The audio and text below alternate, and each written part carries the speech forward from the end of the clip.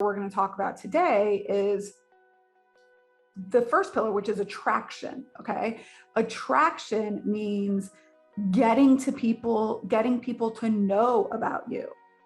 All right. Now, a couple things have to happen in order to have a successful strategy, right? So before people can buy from you,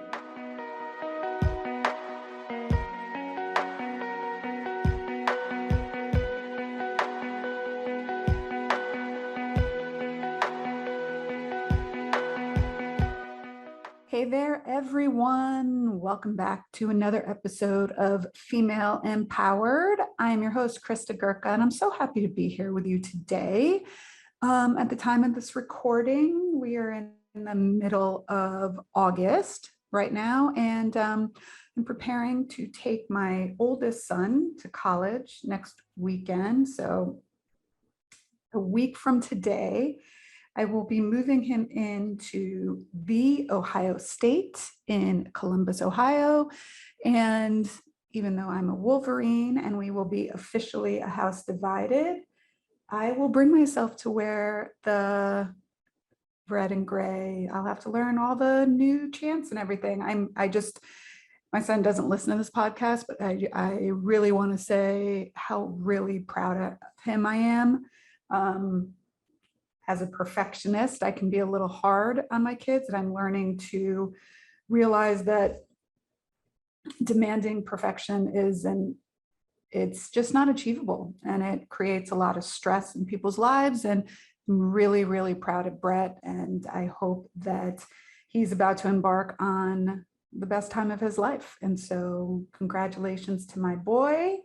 And now on to what we're actually going to talk about in the episode. So we're going to talk a little bit about marketing today. So that big, bad, ugly M word that either people are afraid of, or they don't understand at all, or they're like, yeah, I've done marketing, but they're confusing marketing with sales. And I see this a lot because, again, most of us as business owners did not go to business school. And even less than that, we don't know about marketing. So we're not marketing gurus. We are technicians. We are amazing instructors and spinning instructors and Pilates instructors and yoga instructors and physical therapists and massage therapists and service providers. And so our niche, unless you're out there and you came from a marketing background, is not really about marketing. But if you break it down, what marketing is on a really, really basic level is letting the market, people that buy from you, know about you and your services. That's really what it is. That's what it breaks down to. Now, in order for marketing to be successful, there has to be a well thought out strategy, which is where most business owners drop the ball, miss the mark, all of this kind of stuff. And where they'll say, like, marketing didn't work for me, or it doesn't work for me, or it doesn't work for this business. And it's not true. Of course it works, right?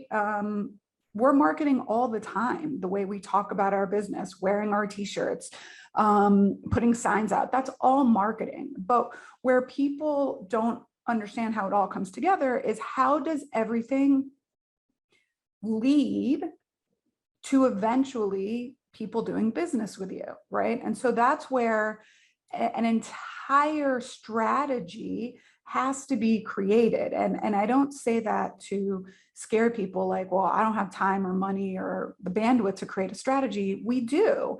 And it can be small, but there's pieces that have to go together like a piece of the puzzle. Okay. So what we're going to talk about today is the first pillar of marketing. So I teach 5 pillars of marketing. Okay. I don't necessarily teach anything I didn't create this. I didn't invent this. I learned this from other people. I think it's common to what a lot of people teach. So I'm not saying that I invented this. I don't have a trademark. I don't really care. Okay. You can steal it. You can go teach it. I don't give a fuck. Really? Okay. If you can't come up with your own ideas, that's fine. I don't really care. Go take it, use it, do whatever you want with it. All right. I do not have a trademark. You can name it whatever you want.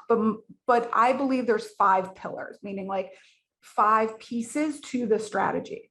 So the first pillar we're going to talk about today is the first pillar, which is attraction. Okay. Attraction means getting people to know about you. All right. Now, a couple things have to happen in order to have a successful strategy, right? So before people can buy from you, they have to know you exist. They have to know what you do. They have to know what service you provide. They have to know that you're the right solution to their problem. Okay. So this is where we have to like roll back a little bit and really understand what goes into attracting the right buyer for your service. All right. So one of the things we dive into in the inner circle groups and our Fit Biz Foundations programs are the level of sophistication of buyers. And when I learned how to do this and create messaging around this, it really, really changed our entire marketing strategy. And we started seeing the right kind of people come in the door. And then it just became easy. And so what happens with marketing is it's like we do in physical therapy, right? Like you assess, you test, you tweak, and then you reassess, right? So it's basically marketing the same. You come up with a strategy, you test it, you see if it works, you tweak it if it's not, you reassess it. So that's the same process, okay? And it takes time to do that. But what we have to understand is the level of sophistication of our buyers. So there's a few different categories that these people can fall in. So one is the problem unaware person. So these are people that don't know they have a problem. All right, so let me give you an example. So if you, let's say you are a pelvic health therapist, okay, and you work with incontinence, okay, there's hundreds of thousands, even millions, I would venture to say, of women that leak that have no idea that that's a problem. They think it's normal. Somebody probably told them it's normal. So they have no idea that that is an actual problem. Okay. So these people are problem unaware, right? Then you have the problem aware people. So let's stick with the same example. Okay. So these people know they leak. They know it's a problem. They know it's not normal. All right. Then you move into solution unaware, which means they know they have a problem, but they don't know there's a solution for it. So for example, you go to, and I remember, I think I've said this on the podcast before, I've had 2 children, almost 10 pounds each one. Vaginal deliveries might be too much information for some of you, but most of you are all females that listen to this, so who cares? Yeah, so I pushed a 10-pound baby out of my vagina. And so there was definitely some times in the last 18 years that I experienced incontinence. But my OBGYN at one point told me, oh, that's because you're light skinned, you're blonde hair, blue eyes. And so your collagen just is like that. So there's probably nothing you can do. And at first I thought he was punking me because I was like, you're not serious, right? I thought he was joking because he knows I'm a physical therapist. But so anyway, some people might, if some doctor told you that and you didn't know enough to know that that's not correct, you could be solution unaware. You could think, oh, this is just like my life. People tell people they have to live with it all the time. Oh, you have back pain. Oh, that's normal. You have arthritis. That's normal. There's nothing you can do for it because you're 70. Like, so some people don't know there's a solution to that.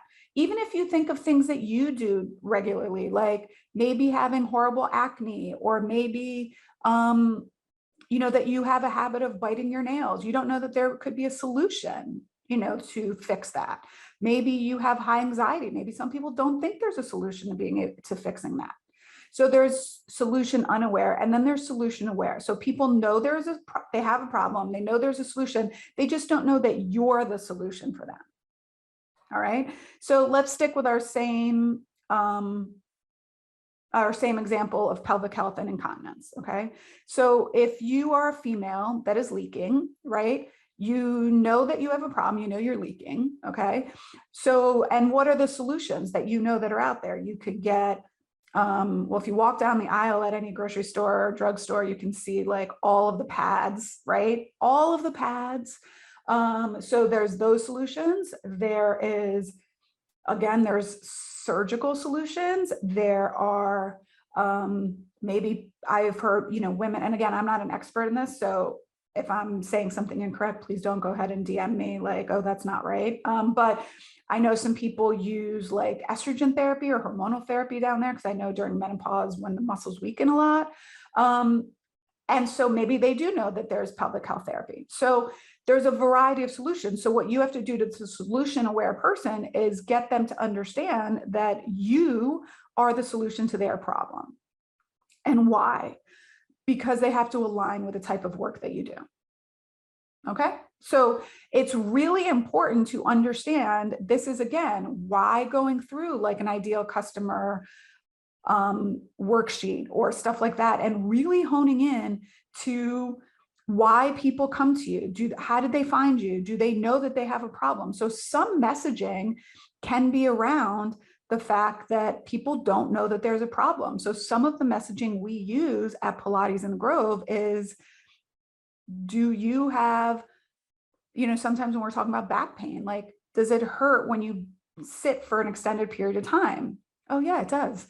That's not normal. We can fix that, and we can fix that through our physical therapy services or our Pilates services. Okay. Do you know that you have a back problem? And did you know that Pilates is a wonderful solution to back pain? So is yoga. So is a bunch of other stuff. I'm not saying that mine is better. I'm just saying, if this is aligns with you and what we can do and the changes we see in our clients, Pilates is a very effective way to treat back pain. All right. So understanding the different levels of sophistication of your buyer will help you decide what kind of messaging you need to put out there to attract the right people into your funnel, into your business, into your stratosphere, onto your newsletter. Okay. So the idea of attraction is going with what we call cold leads. Excuse me. Cold leads means people have no idea. They've never heard about you. They don't know. It's like the top, what we call the top of the funnel. Okay. It means there are people that are coming into your world. You're getting access to them. And now you need to get them to know you, like you, trust you, which moves them down the funnel, which makes it easier to buy from you eventually. All right. So how do you get to attract people? There's a variety of ways that you can attract the right kind of people to your business, your company, your services, whatever it is. So something, social media for sure. All right. Instagram, Facebook, YouTube, putting the word out there, because most people will, once they become aware of you, will go look at your social profiles. Okay. Or getting people to share your post. Posting engaging content so you get reposted is a wonderful way to gain new followers and get people to know about you. We have a business in our inner circle right now. Shout out to Megan T, the scoliotherapist, who gets like 90% of her business through Instagram. Okay, amazing, amazing. She's done such a great job of just being consistent with the messaging that she's putting out there. And that's the important thing, just being consistent. Okay, YouTube is a huge search engine. Okay, it's like the second largest search engine behind Google, and Google actually owns YouTube. So, people, if you think about it, people go to YouTube to search for how to do things. So if you come up there, that can be very valuable to you. All right, networking events. And what I want to tell people about networking is not about selling. Networking is about attracting. Okay. It's about relationship building. I tell this to people, I use this analogy all the time. If you went to a party and you didn't know anyone there, okay, and you went to a party and you just walked in and was like, who wants to come to my studio? They would all think you're crazy. You would never do that. How do you create a relationship with people? You start a conversation, you ask them about themselves, right? That's what networking is. Okay. Networking is creating relationships, being authentic, being a real human being. Okay. Offering value. Give before you ask. So networking events, other things are like workshops or community events, participating in free yoga classes in your community, or free Pilates classes, or free Facebook events, or hosting workshops at your facility. A wonderful way to do that, again, for free, so not selling, doing that and collaborating with other like-minded businesses. So we've done things before where we've talked about financial fitness, right? And we have brought in a financial speaker that has nothing to do with Pilates, but we bring them in, we talk to them about it, we invite our clients, they invite their clients, and we talk about how physical fitness and financial fitness are equally important in our life. All right. You could collaborate with a nutritionist, with a mental health therapist, with a mindfulness coach, with a chiropractor. Any way that you can just get in front of more people's audiences is great. Doing some sort of corporate outreach, getting on other people's podcasts. Okay. Another one is having your own podcasts, having guests come on your podcast that would resonate with your audience. And so then they will also share it with their audience. Okay. Having successful clients come on your podcast and share their stories. Those are like testimonials. Okay. Now, all of the things that I've mentioned right now are attraction strategies that are pretty much free. Okay. So these are what we would call organic. This takes time. Okay. This takes time. I'm going to say it again. It takes time. This is not you doing this for 30 days.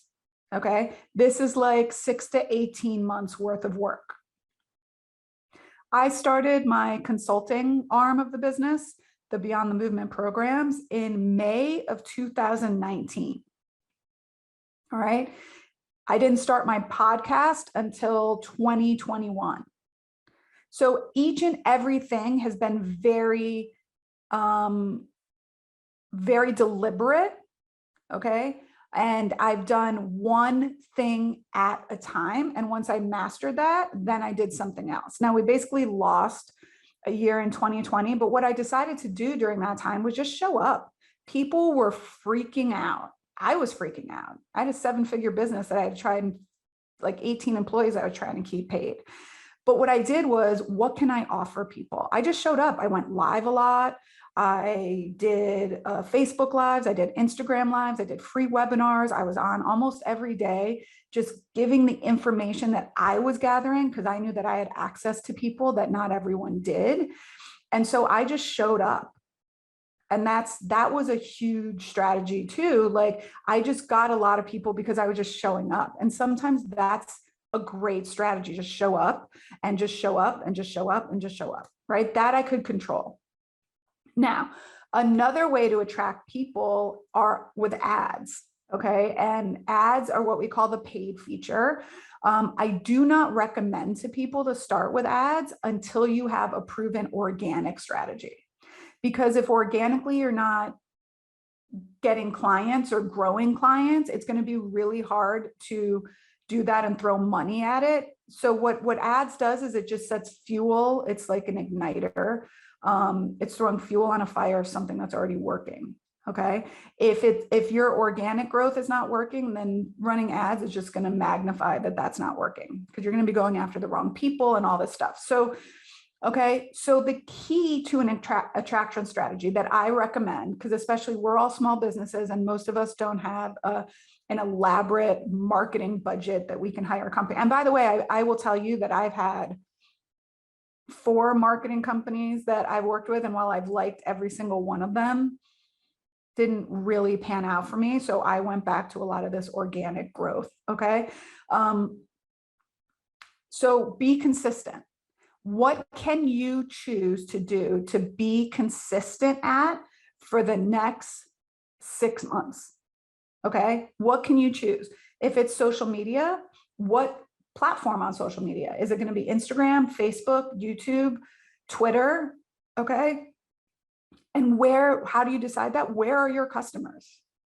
If they are young, if you're working with young, like teens, early 20s, like maybe it's TikTok, all right? Maybe it's TikTok, that's where you should be. If you're working with people in their 50s and 60s, it's probably not TikTok.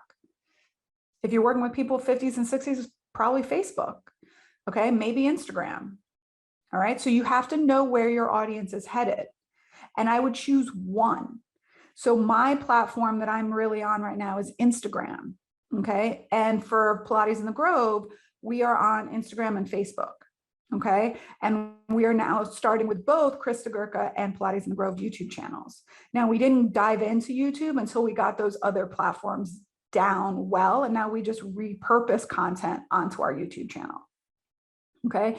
Is it gonna be networking events? Will you commit to going to networking events once a month, twice a month? We have someone in our inner circle that we've gotten them to be doing 8 to 12 events per month, okay? Now that's multiple clinicians in their practice, but that's what they're gonna commit to, and they're committing to it for 90 days, all right? Not talking about the outcome, not saying, oh, well, I didn't get anyone. It's like, I'm going to commit to this to 90 days. And we have a full follow-up sequence behind that of what's part of that. Okay. Workshops, collaborations with other people, getting on other people's podcasts. So if you want to be on other people's podcasts, doing some sort of research and pitching yourself to someone's podcast once a week to do that. Okay, so what is it that you can commit to, and what is your commitment going to be? Write it out. Just like you commit to saying, I'm going to exercise 3 times a week. I'm going to post to social media 4 days a week. And I'm going to commit to that for 90 days to 6 months, 3 to 6 months. And you just check it off. You don't worry about it. You just check it off, see what's working, what's not working, tweak it. Did I do it today? Yes. Did I do it today? Yes. Did I do it today? Yes. Did I pitch myself to one podcast this week? Yes. All right. Did I pitch myself to a podcast that next week? Yes. So being consistent in your attraction strategy, and that's how you'll also get better at your messaging. Because once you see, especially if you're on YouTube or pitching content and stuff like that, you'll see what people engage with the most, and that's how you can adjust your content and adjust your copy and adjust your messaging. My messaging and the messaging for Pilates in the Grove has gotten much better over the last several years. We're always tweaking, refining, right? We're always doing that. And so instead of worrying about the outcome, just be consistent and show up authentically as yourself, okay? Or as your business brand or whomever that is, and stay consistent with your messaging and your branding. Now, if you're interested in learning about the rest of the pillars, I am actually hosting a free masterclass on September 14th, which is a Wednesday at 7 p.m. Eastern Standard Time, okay? So September 14th, 2022, I don't know when people are going to be listening to this podcast. So if you're listening late and it's past it, you can go to my website because there'll be a replay on there. You can always visit kristagurka.com/store. If this is after September 14th, 2022, you can go catch the replay. But if this is before and you want to register, you can also visit my website, www.kristagurka.com. We'll have the registration link on there. I will also link it up in the show notes. All right. So I hope you come to the masterclass. If you know anyone else that would benefit from that, please share with them. If you liked this podcast and loved the content, it would really mean a lot to me if you left a review. Like seriously, right now, where you're listening to this podcast, probably on Apple iTunes. That's what the majority of people do. On Apple Podcasts, if you scroll down, punch in a number and maybe even leave a few words, it really does help more women get access to the show. And this is me asking you to help me. All right. Help me help you. If you're so inclined and are listening to it, and take a screenshot on your phone right now and then post it up on your social media platform and tag me, I will repost you and I will personally reach out to thank you. all of these things help me get in front of more women, which means I get to help more women have more successful businesses. And then women will take over the world. No, I'm just kidding. But anyways, thank you all for listening today. I hope you enjoyed that episode. Come back next week where I'll be talking a little bit about the last pillar of marketing, which is, I don't know, let's see if you can guess what it is. So until next time, my friends, bye for now.